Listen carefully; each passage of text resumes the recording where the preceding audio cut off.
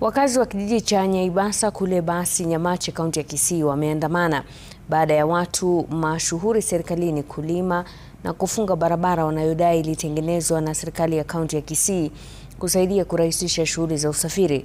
Wanakijiji hao waliojawa na ghadhabu waliandamana kwa kubeba matawi na migomba wakitaka uongozi wa serikali ya kaunti ya Kisii kufungua barabara hiyo.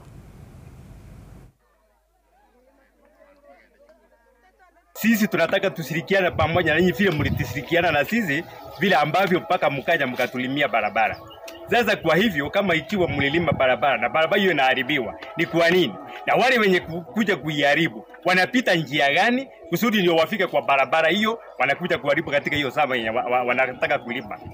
Jambo la pili, kama ikiwa wanataka uelewano, lazima wakuje kwa karibu na sisi, tuongee, tuelewane, tupatane ndio kusudi tupate kujua mwelekeo wetu ni upande gani. Tumekuja hapa kama wanakijiji na watu wote hapa tumekubaliana kwamba kama serikali ya mzee ya Honorable Simba Arati ililima shamba ikatumia pesa nyingi, kwa nini wanaacha watu wachache wanakuja kuharibu hii barabara? Sisi tumekuja tunaomba serikali ya kaunti warudi hapa waone ni shida gani iko hapa, watusaidie ili barabara irudi, watu waendelee kupita.